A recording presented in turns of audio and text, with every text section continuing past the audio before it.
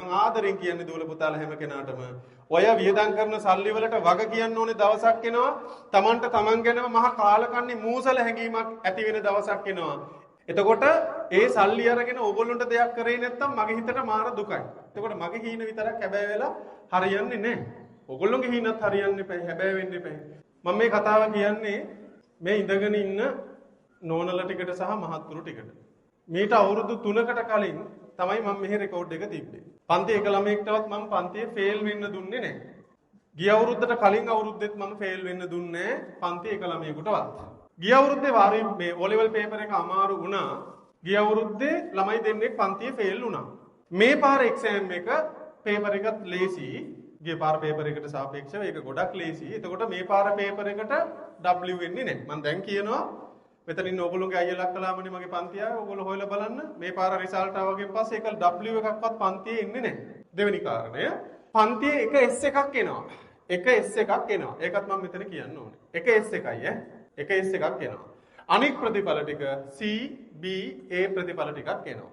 ඉඳගෙන ඉන්න කට්ටියකින් මම ඕගොල්ලෝගෙන් අහගෙන එනවා ඇයි ගිය සතියේ පේපර් එක ලියන්න ආවේ නැත්තේ?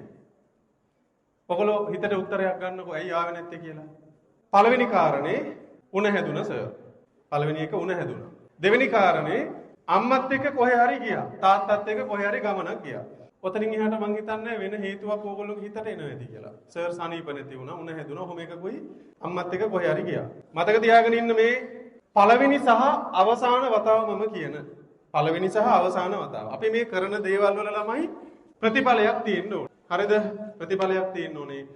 මේ පන්තියේ ඔයගොල්ලෝගේ අම්මලා අප්පච්චිලා 1200 ගානේ දීලා මං මේ මිනිස්සුන්ට වග කියන්න ඕනේ ඔයගොල්ලෝගේ ප්‍රතිඵලයට. ඔයගොල්ලෝ ගන්න රිසල්ට් එකට මම වග කියන්න ඕනේ. ඔයාට W එකක් ආවොත්, ඔයාට S එකක් ආවොත් ළමයි මට ඒ අම්මලාගේ මූණ බලාගෙන කියන්න බෑ. අම්මේ මං අවුරුද්දක් පන්ති සල්ලි අරගෙන මට මේ ළමයට අරගෙන දෙන්න උනේ W එකක්. මට මූණ බලාගෙන කියන්න බෑ.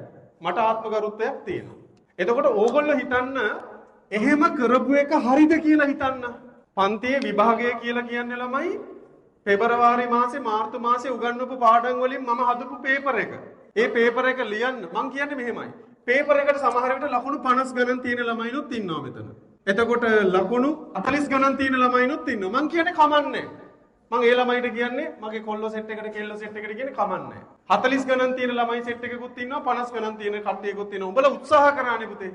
උඹලා try කරානේ. මං කියන්නේ කිසිම දෙයක් නොකර ඉන්නවට වඩා අඩුම තරමේ try කරපන්. එතකොට හිතට සැනසීමක් තියෙනවා අම්මලා අප්පච්චිලාගෙන් සල්ලි අරගෙන මම උත්සාහ කරා. මට බැරි වුණා. හැබැයි මං උත්සාහ කරා. අවසානයේ ළමයි ඔයා මේකට try කරන්නෙත් නැතුව, ගොඩ යන්න මහන්සි වෙන්නෙත් නැතුව මේ සල්ලි ටිකක් වියදම් කරලා අවසානයේ Taman ගැනම මාර කාලකන්ණි හැඟීමක් එනවා. වැඩි විශේෂයෙන්ම පේපර් කරන දවසේ කිසිම ළමෙක් නෑවිත් ඉන්න බෑ. මං ආයෙත් කියනවා ළමයි මට ලකුණු 50 නම් අවුලක් නෑ මට හදන්න පුළුවන්. ලකුණු 60 නම් මට ඒක ලේසි 75කට තල්ලු කරන්න. ලකුණු 70 නම් ගේමක්ම නෑ. ලකුණු 80 ගණන් 90 ගණන් තියෙන කට්ටිය ගැන මම කතා කරන්නේ නෑ. 100ම තියෙන ළමයිනුත් ඉන්නවා. යකෝ මම ඒ ළමයි ගැන කතා කරන්නේ නෑ. ඒ ළමයි කට්ටිය ගැන මට හිතන්න කල්පනා කරන්න දෙයක් නෑ. මම ආදරෙන් කියන්නේ දූල පුතාලා හැම කෙනාටම ඔය වියදම් කරන සල්ලි වලට වග කියන්න ඕනේ දවසක් එනවා. Tamanට Taman ගැනම මහා කාලකන්ණි මූසල හැඟීමක් ඇති වෙන දවසක් එනවා. එහෙම හැඟීමක් දුක් වෙන්න පසුතැවෙන්න වැඩ කරන්න එපා. අපිට තව මාස 7-8ක් තියෙන්නේ. මේ මාස 7-8 මාර දෙයක් අපිට කරන්න තියෙනවා. එහෙම කාලකන්ණි වෙන්න ඕන නම් ඔයා වෙන ඕනේ තැනකට ගිහින් කාලකන්ණි වෙන්න.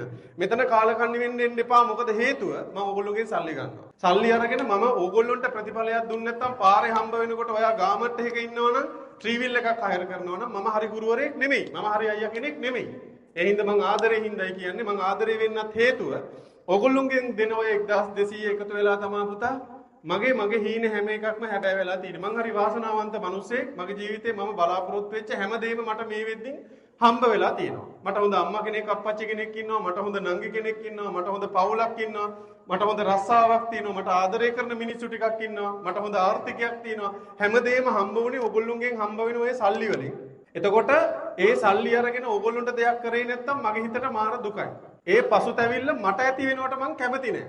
මම මේ හදාගත්ත රෙකෝඩ් එක මම කැඩෙනවට කැමති නෑ මේ අවුරුද්දේ. මම ඔයගොල්ලෝට කියලා තියෙනවා මේ අවුරුද්ද මේ බැච් එක මම මාර බලාපොරොත්තු තියාගෙන ඉන්න බැච් එකක්. මම ඒක ඔයගොල්ලෝට කියලා තියෙනවා. පන්ති පටන් ගන්නකොට මම කිව්වා මේ පාර මම මේ පැත්තේ නිකවැරටි සහ ලංකාවේ වෙනස් කරන ප්‍රතිඵලයක් දාන බැච් එකක් මේක. ඉතින් මම ඒක කරන්නේ කොහොමද උඹලගේ උදව් කරන්නේ නැතුව මට? මං අද අප්පච්චිට සලකන්නේ අම්මට සලකන්නේ මගේ දේවල් කරගන්නේ මගේ නංගිව බලාගන්නේ මගේ යාළුවොත් එක්ක සතුටින් ඉන්නේ මගේ පවුලේ මිනිස්සුත් එක්ක සතුටින් ඉන්නේ ඔය 1200 1200 එකතු වෙලා. ඒ සල්ලි වලින්. එතකොට ඔය කුලී වැඩ කරන ඒ අප්පච්චිගේ සල්ලිත් මෙතන එකතු වෙලා තියෙනවා ළමයි. එතකොට මගේ හීන විතරක් හැබැයි වෙලා හරියන්නේ නැහැ. ඔයගොල්ලෝගේ හීනත් හරියන්නේ නැහැ. හැබැයි වෙන්නේ නැහැ. සාධාරණ හේතුවක් තිබ්බනම් හිත හදාගන්න මේ ඔයාට නෙමෙයි කියන්නේ. එහෙම නැතුව ඒ පේපර් එකට ආවේ නැති ළමයි ඉන්නවනම් අනේ පුතා දැන් නම් ඒ සෙල්ලම් කරන්න කාලයක් නැහැ බං. ඒක තේරුම් ගනින් මේකේ බරපතලකම තේරුම් ගනින්. ජීවිතේ කියන්නෙම දුකක්, ජීවත් වෙනවා කියන්නෙම දුකක්. යුතුයකම් කරනවා වගකීම් කියන්නෙම දුකක් පුතේ. ඒක උඹලට තේරෙන්නේ නැහැ. තව ලොකු වෙනකොට තමයි තේරෙන්නේ. කොහොම හරි ගොඩ යන්නම try කරපන් වෙන විකල්ප නැහැ පුතා. ගොඩ යන්නම try කරපන්. ඉංග්‍රීසි වලට සම්මානයක් නැත්තම් ඔබ කැම්පස් නොගියත් කමන්නේ පුතේ. ඉංග්‍රීසි වලට සම්මානයක් නැත්තම් ඔබට ඒක ජොබ් එකකටවත් දාන්නවත් බෑ. ඇප්ලයි කරන්නවත් බෑ.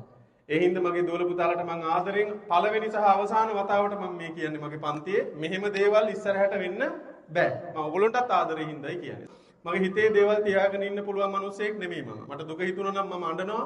සතුට හිතුණා නම් මං hina වෙනවා. තරහ ගියා නම් මං ඒ තරහ පිට කරනවා. එහෙම මිනිස්සෙක් මගේ හිතේ දේවල් තියාගෙන ඉන්න මිනිස්සෙක් නෙමෙයි මම. සමා වෙන්න ඔයගොල්ලෝ කට්ටියගේ හිත රිදුනා නම් මම ඔයගොල්ලන්ට කිව්වේ ආදරයට මට බයයි මගේ ළමයිගේ ජීවිතේ වරදී දවසක මගේ ළමයි ටික විඳවයි මගේ ළමයි ටික දුක් වෙයි කියලා මට දුකයි. එහෙම නැත්නම් මට කරපාගෙන මේ පේපර් ටික දීලා නිකන් ඉන්න තිබ්බා. මට ඔයගොල්ලෝ ගැන කැක්කුමක් තියෙන හින්දායි මම මේ කියන්නේ. මගේ ආදරණීය දුවල පුතාලා හැම කෙනාටම මම කියන්නේ මහන්සි වෙලා මේ මාස 7-8 විතරයි උඹලා මං ගාව ඉන්නේ. එතනින් එහාට උඹලා පියාඹලා ඵලයල්ලා ඕනේ ලෝකෙකට. හැබැයි මේ කාලේ මට උඹලව පරිස්සම් කරන්න ඕනේ. මොකද උඹලා කට්ටිය මගේ හින්දා. මං ආදරෙන් බලාගත්ත හින්දා මම පරිස්සම් කරපු හින්දා මෙච්චර කාලයක්. ඒක හින්දා මම ආදරෙන් කියන්නේ ඔයගොල්ලෝ හැම කෙනාටම සාධාරණයි නම් හේතුව හිත හදාගන්න. එහෙම නැතුව මොකක් හරි වෙන හේතුවකට පන්තියට ආවේ නැත්තම් ඒක මේ දැන් ඉඳන් වෙනස් වෙන්න ඕනේ. ලබන සතියේ ඉඳන් එහෙම දේවල් පන්තියේ වෙන්න බෑ. මට බොරුවට පන්ති සල්ලි අරගෙන අම්මලා තාත්තලාට මූණ දෙන්න බෑ අවසානයේ හොඳ ප්‍රතිඵලයක් මට අරගෙන දෙන්න බැරි වුණොත්